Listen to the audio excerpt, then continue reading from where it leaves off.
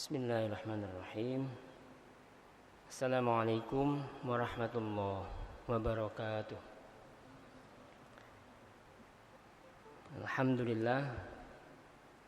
Alhamdulillahi rabbil alamin. Wa bihi nasta'inu ala umurid dunya waddin. Wassalatu wassalamu ala asyrafil anbiya wal mursalin wa ala alihi wa sahbihi wa man tabi'ahum bi ihsan ila yaumiddin. Qala Allah ta'ala fi kitabil karim, a'udzu billahi minasy syaithanir rajim. Bismillahirrahmanirrahim. Ya ayyuhalladzina amanu in tansurullaha yansurukum wa yutsabbit aqdamakum. Shadaqallahul azim. Amma ba'd. Bapak-bapak, ibu-ibu yang saya muliakan karena Allah,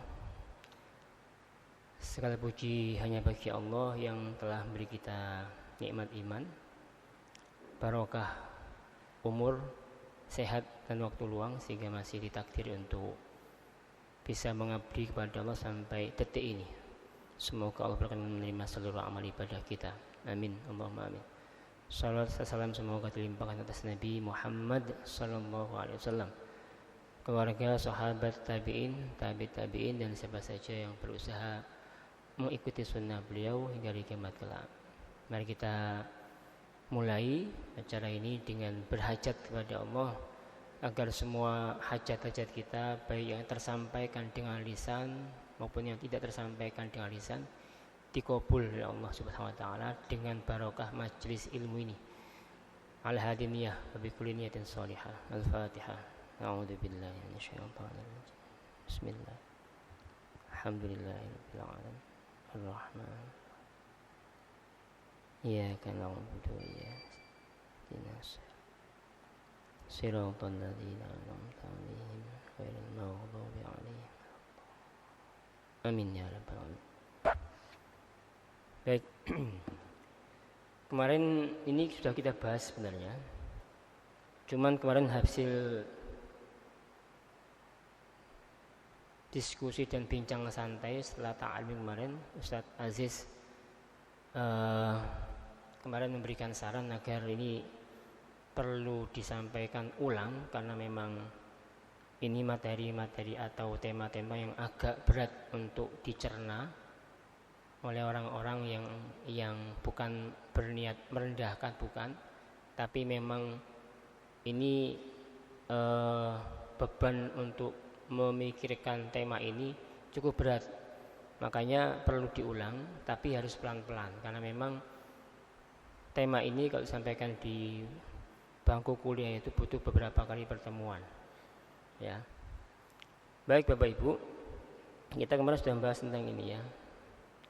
Ada 4 konteks ya, 4 kondisi yang kalau kita ini sudah bisa memahami ini dengan baik, insya Allah kita bisa memilah dan memilih mana itu perkara yang pokok dan mana yang tidak pokok, mana itu perkara yang prinsip dan mana yang tidak prinsip, mana yang kita tidak boleh berbeda pendapat dan mana yang kita boleh berbeda pendapat.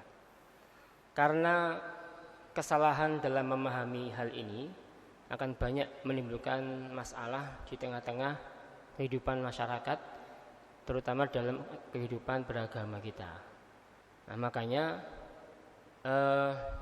ini menjadi sangat penting untuk kita ketahui ya.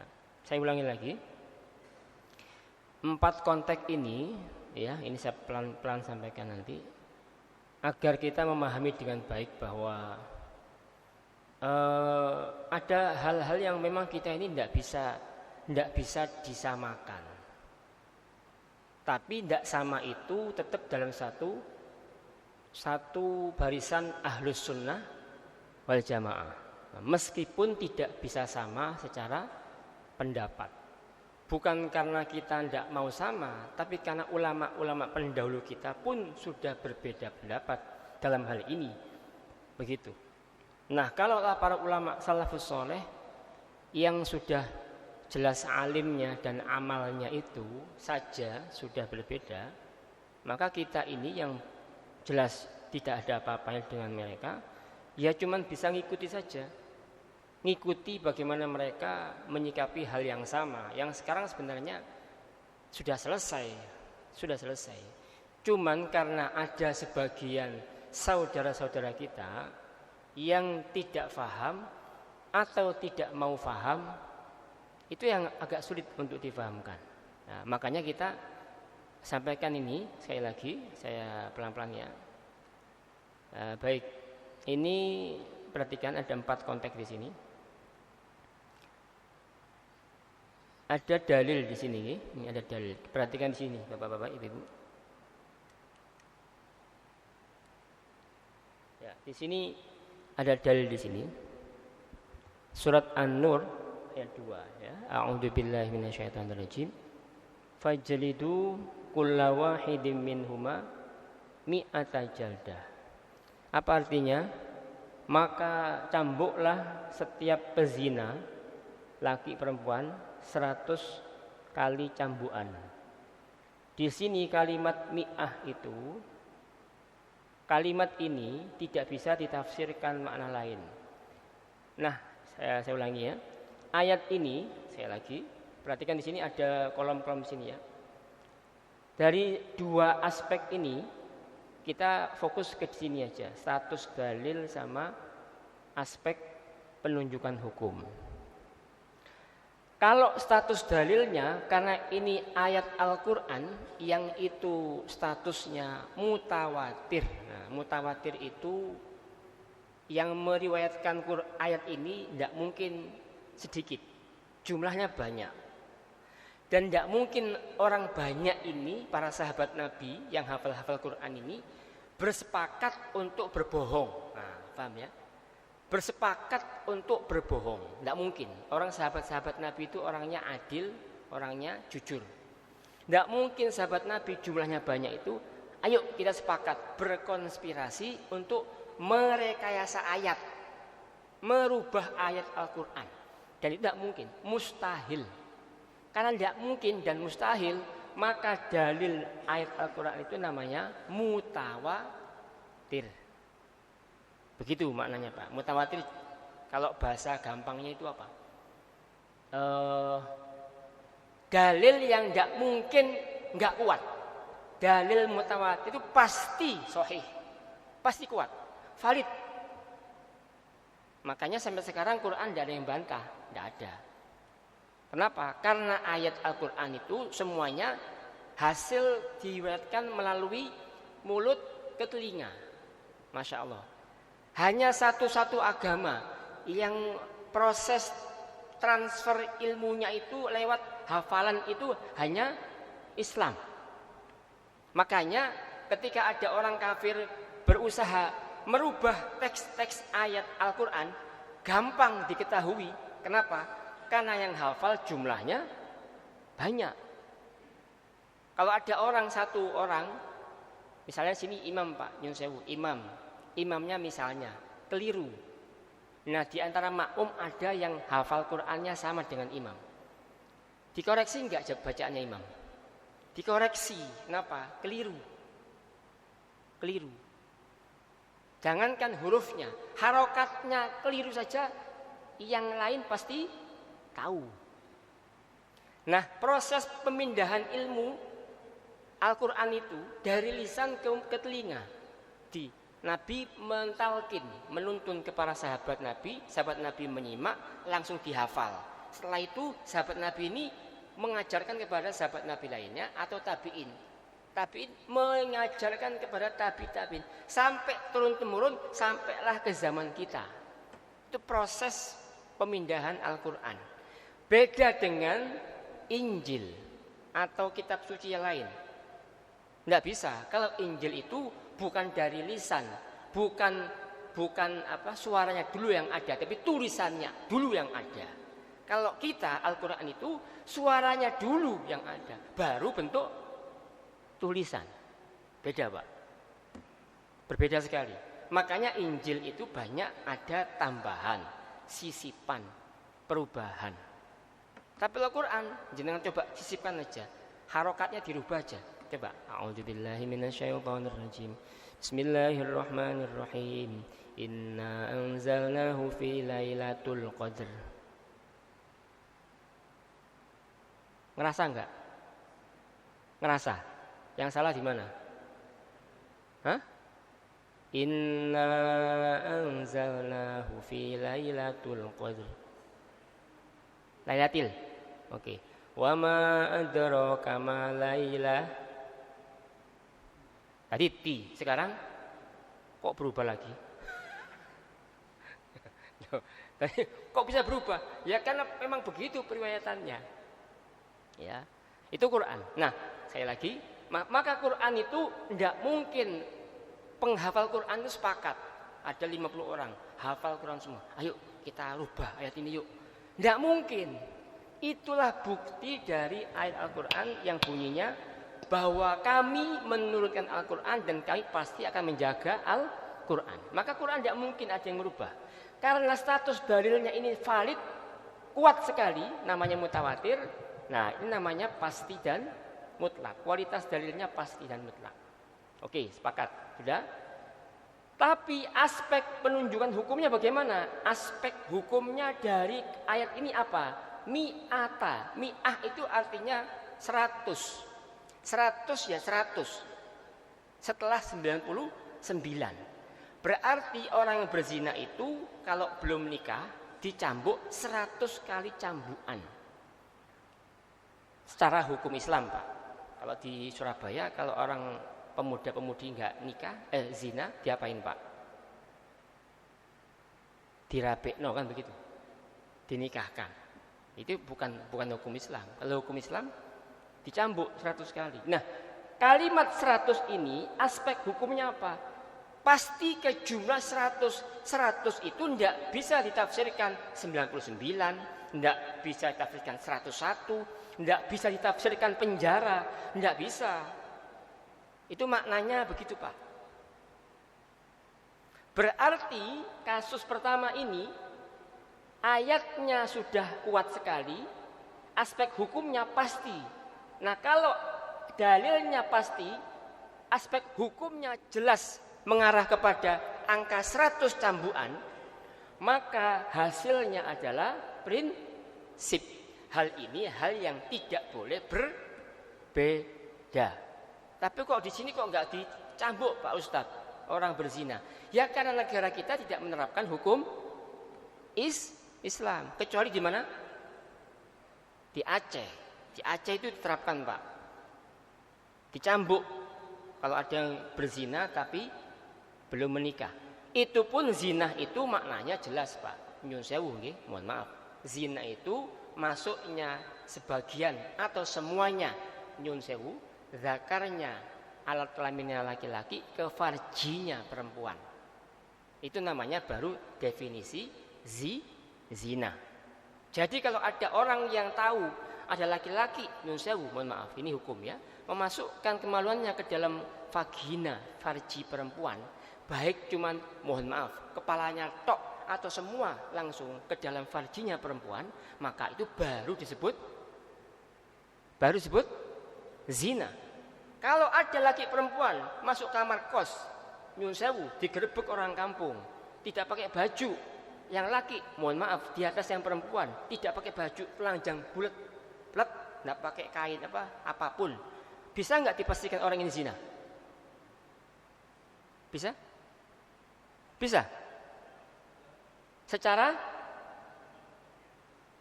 hukum ini bisa enggak? Enggak bisa. Kenapa? Jenengan enggak lihat toh? Lihat enggak jenengan? Enggak. Hanya ada, mohon maaf, dua badan numpuk begini. Tapi kemaluannya jenengan lihat enggak? Enggak kan? Karena enggak lihat, bisa enggak dipastikan orang ini zina? Enggak bisa. Jangan-jangan cuman nempel tok. Maaf ya, ini bicara hukum, saya nggak bicara porno. Kalau cuma nempel tok, zina enggak? Enggak. Tapi tetap dosa besar. Tapi tidak bisa dihukumi zina. Karena zina tadi definisinya masuknya sebagian atau keseluruhan kemaluan laki-laki ke dalam farjinya perempuan. Berarti hukum Islam ini Rinci enggak? Rinci, Pak.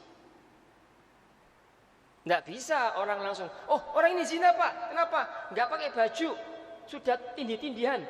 Sampean delok ta? Enggak sih, cuman nutuk. Nah enggak bisa, kalau sampean enggak lihat, sampean akan kena tuduhan menuduh zina. Nanti yang nuduh itu malah kena cambuk. Kenapa? Enggak punya bukti yang kuat. Kayak MK kemarin, buktinya enggak kuat. Allahu Akbar. Ya. Nah, berarti Bapak Ibu, secara dalil kuat sekali aspek hukumnya. Kuat, maka baru jatuh ke prinsip. Ini kita tidak boleh toleransi, tidak boleh. Kalau dia mengatakan tidak apa-apa di penjara. Loh, kalau hukum Islam tidak boleh, harus dicambuk.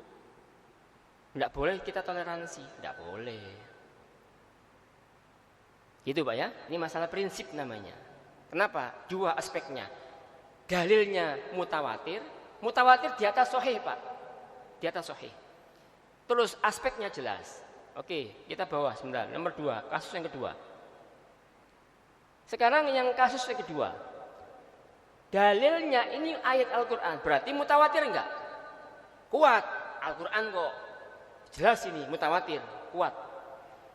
Apa artinya? Dan wanita-wanita yang dicerai hidup. Cerai hidup, suaminya hidup. Cerai hidup ya.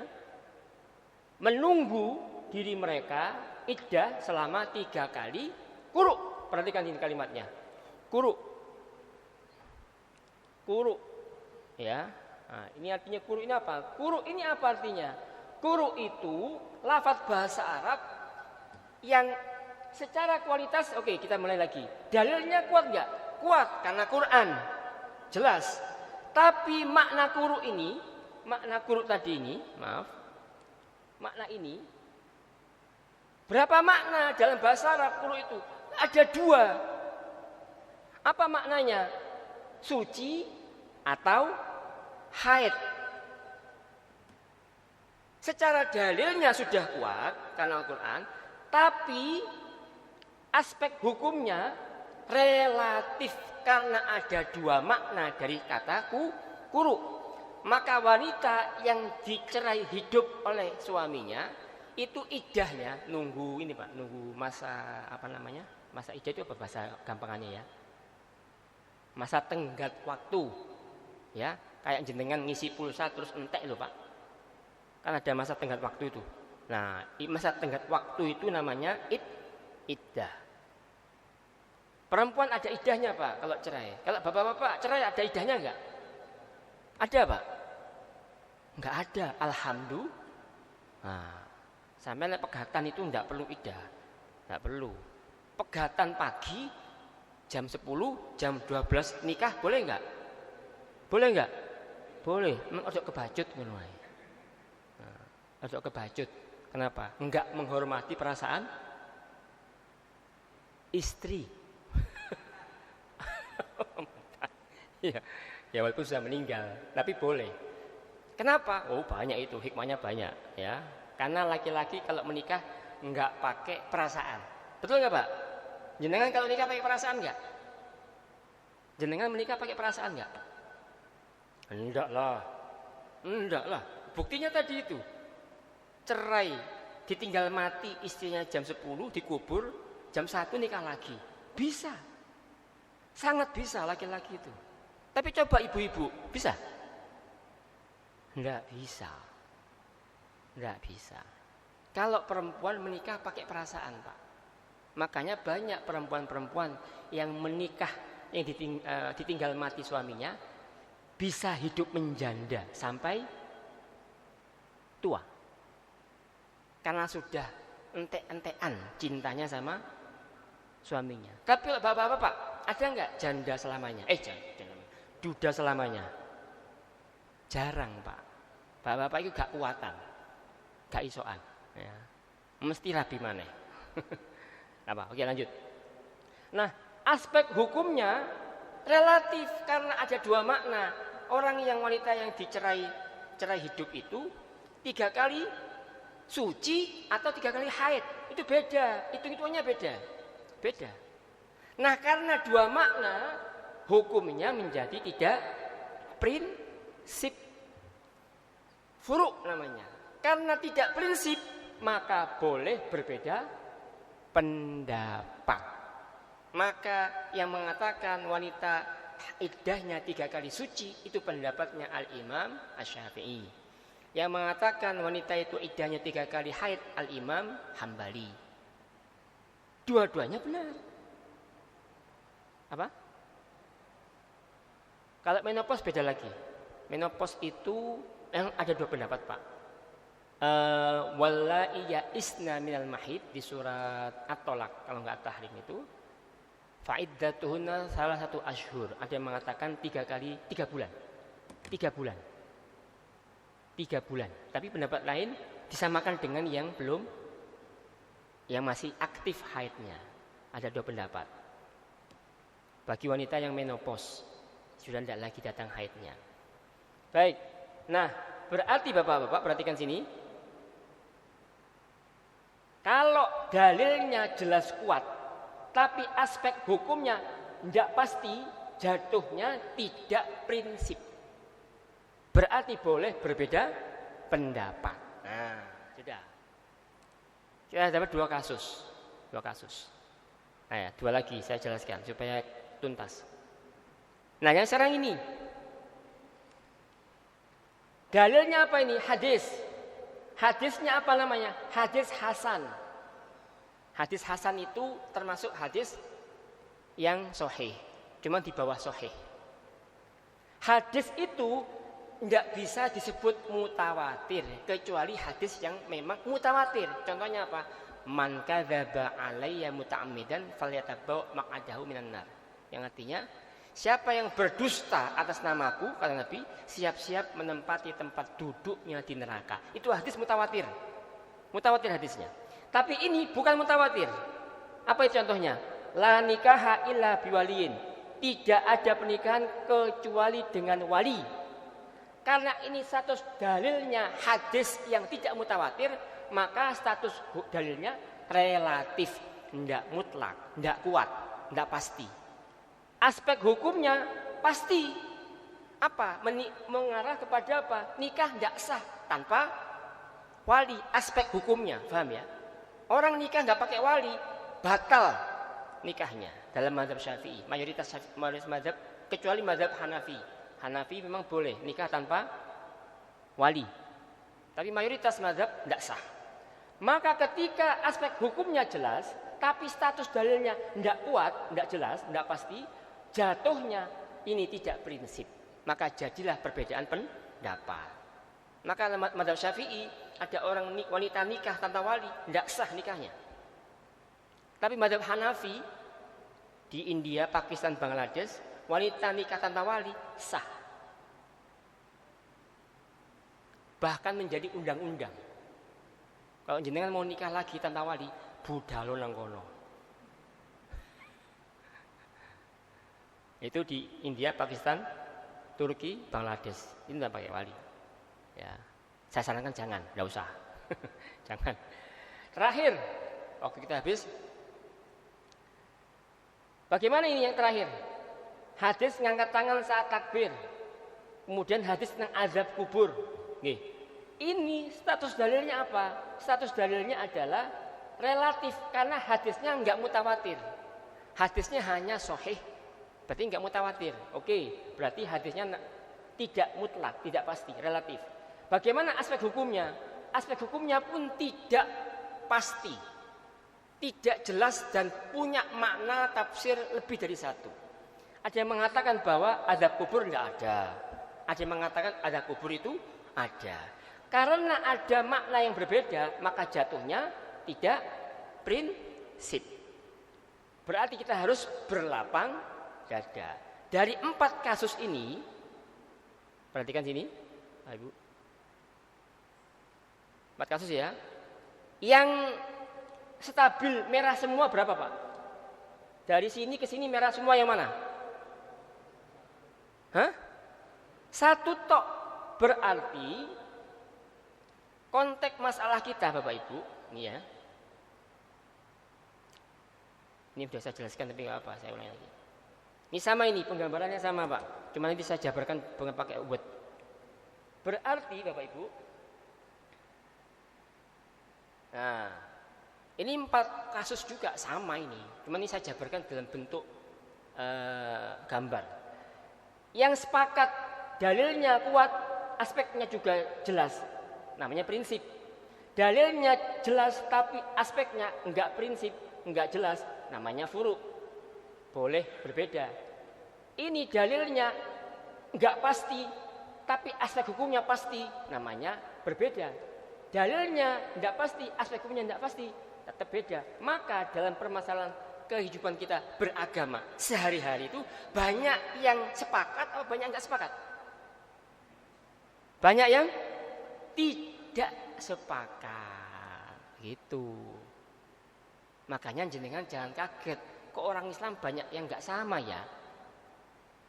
Memang begini petanya. Jenengan mau nyamakan semua amaliyah orang-orang Islam ini saat dunia? Mustahil, karena jenengan tidak mungkin kalau nggak paham ini. Maka ketika ada seorang ustadz di YouTube mengatakan kembalilah ke sunnah Rasulullah agar kita semua sama amaliyahnya. Loh itu namanya baru bangun tidur ustadznya. Ini kok gimana tuh ustadz ini? Menyederhanakan masalah Pak namanya itu. Bagaimana kok bisa begitu istimbat beliau? Kita hormati beliau karena beliau ustadz, tapi pendapatnya harus dikritisi. Begitu Pak ya. Jadi jangan menyederhanakan masalah dengan kita ikut Quran Sunnah saja. Insya Allah nggak ada perbedaan. Loh, sejak zaman sahabat Nabi pun sudah berbeda. Kok sekarang jenengan baru ngomong? Nggak bisa. Sejak zaman Nabi itu sudah berbeda, itu sudah banyak. Umar sama Abu Bakar sudah berbeda. Masalah kalimat talak. Zamannya Umar ngomong talak, talak, talak, talak. Satu momen jatuh 3. Zamannya Abu Bakar ngomong kamu tak talak, kamu tak talak, kamu tak talak kepada istri dalam satu momen dihitung 1. Yang benar yang mana Pak? Yang benar yang mana? Oh salah Abu Bakar. Abu Bakar enggak ikut sunnah. Oh, kok Abu Bakar enggak ikut sunnah? Nyun sewu. Jenengan itu yang enggak ikut sunnah. Oh Umar yang salah Pak. Loh. Umar kok salah piye? Umar itu dan Abu Bakar dijamin masuk surga. Jenengan dan saya ndak jelas surga ini ndak jelas. Lek neraka ini ketokane lho ya. Naudzubillah min dzalik. Nah, gitu Pak. Ya. Loh kenapa kok berbeda Umar? Karena Umar punya pendapat. Kalau pendapatnya Abu Bakar ini diteruskan, nanti banyak suami gampang kan kalimat cerai. Maka Umar enggak bisa. Istihad saya ngomong 3 kali, satu momen jatuh 3. Pada saat itu enggak berani Pak umat Islam gampang-gampang menceraikan istrinya dengan 3 kali talak dalam satu waktu. Ulama membahas gitu Pak. Ngomong begitu tuh sampai dibahas begini. Apakah ketika kalimat talak itu ambekan atau enggak? Gitu. Kamu saya cerai. Itu dibahas kalau saking detailnya. Kalau satu nafas jatuh, kalau ambekan dulu enggak, begitu. Sampai begitu. Detail sekali ya. Masya Allah. Nah, baik. Berarti Bapak Ibu, kita sudah paham sekarang nih. Kalau ada banyak pendapat, kok beda ya? Fahami itu. Ini, oh berarti yang sana itu pakai pendapat Syekh sana. Saya pendapat Syekh ini. Boleh. Yang penting kita punya guru, punya dalil. Yang penting itu, ya. Jangan seperti yang jamaah aulia itu yang nilpun Gusti Allah itu dalilnya tidak jelas itu. Ikut mazhab apa saya tidak paham juga. Mana ada orang rioyo duluan 5 hari sebelumnya. Itu pakai pendapat apa saya tidak paham. Kalau NU Muhammadiyah itu masih selisih 1 hari aja. Ru'yah sama hisab. Itu masih 11-12 saja.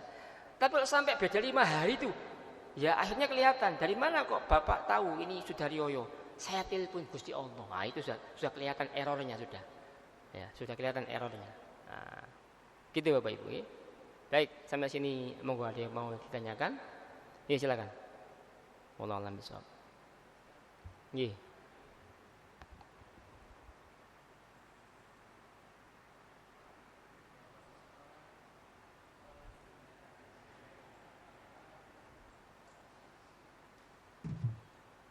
Saksi.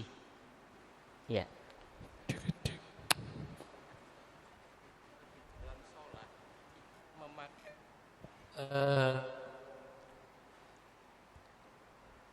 Atau diperbolehkan Ustaz. Umpamanya mazhab Imam Syafi'i terus kita campur dengan mazhab Hanafi, itu apakah diperkenankan atau tidak diperbolehkan Ustaz? Terima kasih. Baik, terima kasih Pak. Pertama, apakah tuduhan zina nih, tepatnya kita menuduh orang berzina itu harus pakai saksi? Bisa iya, bisa enggak. Yang pertama, wajib pakai saksi. Saksinya harus 4 orang dan harus laki-laki dan tidak boleh by design. Tahu Pak ya? Misalnya nih kita tahu nih ada laki perempuan masuk kamar, terus kita kontek-kontekan sama pemuda kampung, si bro, ono pasangan masuk kos-kosan. Terus apa? Si tunggu, entenone dhisik yo. Tunggu dulu. Kita mau gerbek orang ini. Terus kita bagi tugas. Si A sampai ngintip kono, si B sana, si C sini, si D. Nah, siap, ngintip semua.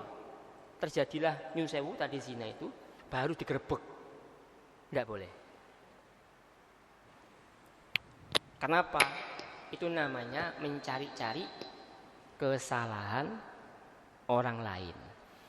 Kalau kita tahu orang itu berpotensi berzina, maka sebelum terjadi lebih lanjut mesti digerebek supaya enggak terjadi.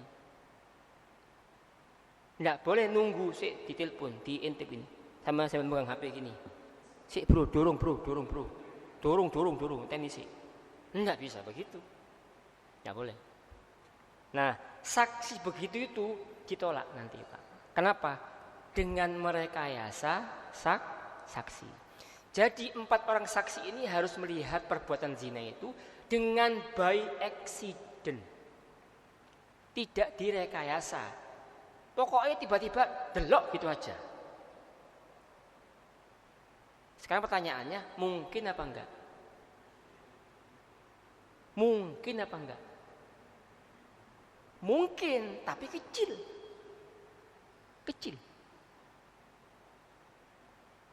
Makanya di zaman Nabi Muhammad SAW 3 atau 4 kali kasus rajam itu terjadi karena pelakunya yang ngaku sama Rasulullah Muhammad SAW, bukan by investigasi, bukan diinterogasi, enggak, tapi testimoni. Ya Rasulullah, saya berzina, begitu. Pelakunya tuh ngaku Pak. Kenapa kok sampai ngaku? Karena takut nanti di akhirat disiksa lebih berat. Maka mereka milih ngaku. Walaupun resikonya dirajam batu sampai mati.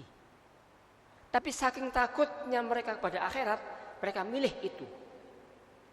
Bahkan ada wanita Wamidiyah yang ketika hamil datang, ya Rasulullah saya berzina. Nabi sampai berbalik posisi. Datang ke sini, enggak, paling kamu cuma nempel tok. Nabi enggak langsung menghukum Pak. Dikejar lagi orangnya ke sini. Ya Rasulullah saya berzina. Nabi berbalik posisi badan. Kenapa? Nabi enggak mau menghukum saking sayangnya Rasulullah Muhammad kepada umatnya. Sampai ya Rasulullah saya berzina.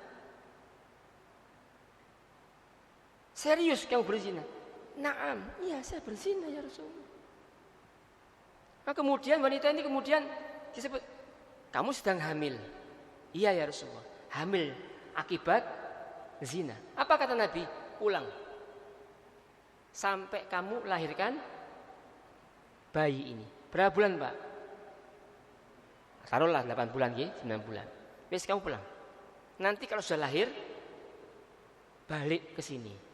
8 bulan lahir, balik, itu wanita Pak. 8 bulan memendam perasaan, ya Allah, tersiksa karena dosa, bayangkan Pak. 8 bulan datang lagi, ya Rasulullah, saya sudah melahirkan anak saya. Sudah kamu susui? Belum. Susui 2 tahun, bayangkan Pak. 2 tahun menyusui. Balik lagi Pak, 2 tahun menyusui. 2 tahun selesai, datang lagi minta dihukum. Baru ditegakkan rajam. Masya Allah. Nabi itu sedih Pak, merajam umat beliau. Nabi sedih Pak. Tapi memang itu hukum Allah harus ditegakkan. Sampai ketika Umar bin Khattab terkena cipratan darah wanita ini, ketika dilempar, kan batunya itu kena badannya, terluka dan muncrat darah itu. Darahnya wanita pezina ini kena bajunya Umar. Umar langsung refleks begini. Refleks nggak mau kena darahnya si wanita ini. Apa Nabi menegur? Ya Umar, jangan kamu begitu. Taubatnya wanita ini bisa menyamai sekian puluh orang yang ahli surga. Bayangkan Pak. Berarti wanita ini yang berzina ini dengan dirajam, insya Allah di akhirat tidak lagi dihukum. Nah sekarang kalau kita zaman sekarang ada orang berzina, saya zina ya Pak, saya zina Pak. Kamu hamil? Iya. Mulio, gak balik Pak. Kabur. Nah jadi zina itu pas saksi. Bisa nggak pakai saksi? Bisa. Kalau menemukan saksi susah, tapi suaminya itu punya indikasi kuat. Istri saya berzina ini, maka diganti dengan sumpah li'an 5 kali. Demi Allah istri saya berzina, demi Allah istri saya berzina, demi Allah istri saya berzina, demi Allah istri saya berzina. 4 kali saksi sebagai pengganti, 4 kali sumpah sebagai ganti 4 orang saksi. Yang kelima, kalau saya berbohong menuduh istri saya berzina, saya siap dilaknat oleh Allah. Nah itu namanya li'an. Itu namanya sumpah li'an. Begitu Pak. Jadi itu agak sulit Pak, terrealisasi itu. Sulit sekali. Makanya harus testimoni. Yang kedua pertanyaan, bagaimana, apakah saya ini sudah pernah dimunculkan tapi tidak apa. Jangan mencampur mazhab dalam satu amalan. Jangan mencampur satu amalan lebih dari satu madhab. Misalnya kita wudhu satu syafi'i, ya sudah syafi'i semua dari awal sampai akhir. Satu paket sama sholat juga sama ala syafi'i, ya sudah syafi'i dari takbir sampai salam. Jangan sampai nanti sholat itu dicampur, rakaat 1, 2 syafi'i, 3, 4 hambali, jangan. Ini rusak nanti itu, rusak, amalan bisa rusak. Nah, kalau begitu kan kita tidak bisa konsisten di semua amalan kita bermadhab satu madhab. Iya betul, kita bisa konsisten. Tapi ketika kita sudah memilih satu madhab, meskipun ada satu kondisi kita pindah madhab, tetap kita disebut orang yang bermadhab.